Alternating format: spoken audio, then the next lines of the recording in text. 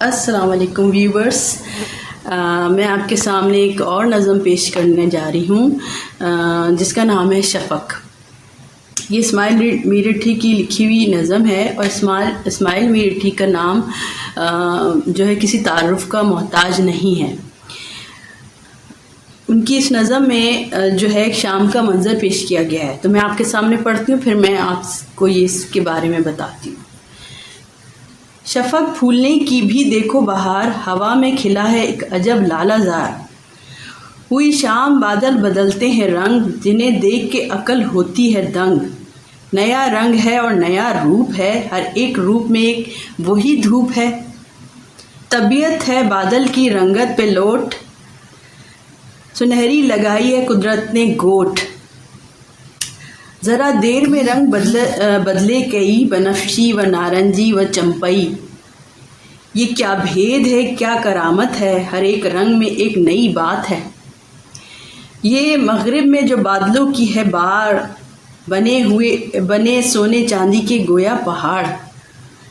فلک نیلگوں اس میں سرخی کی لاگ، ہرے بن میں گویا لگا دی ہے آگ۔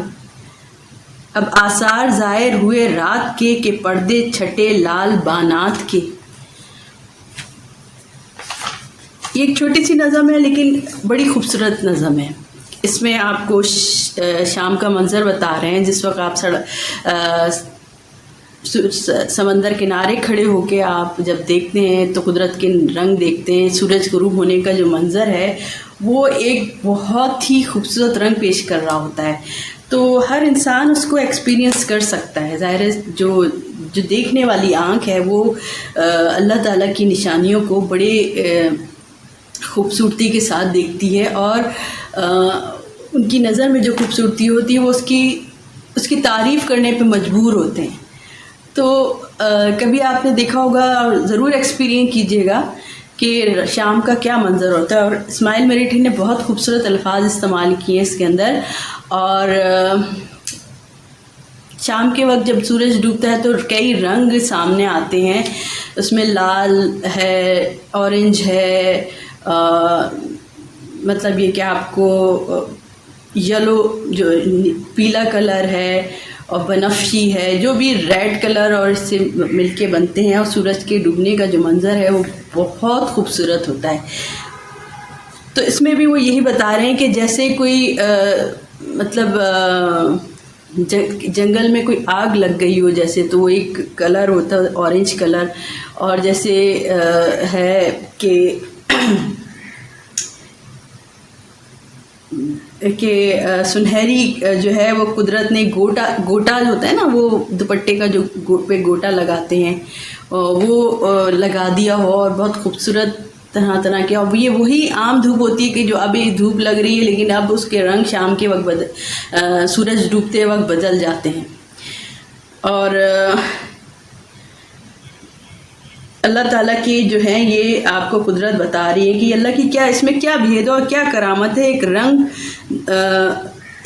ہر ایک رنگ میں ایک نئی بات ہے، اور اللہ تعالیٰ کو بتا رہا ہے کہ اللہ تعالیٰ کتنا مطلب رنگوں کو، اس کے رنگوں سے دنیا بنی ہوئی ہے، بڑی ہوئی ہے، اور اتنا خوبصورت اس نے اپنی دنیا بنائی ہے۔ اس لیے رنگ جو ہے وہ دنیا میں زندگی میں بھی بہت اہم ہوتے ہیں۔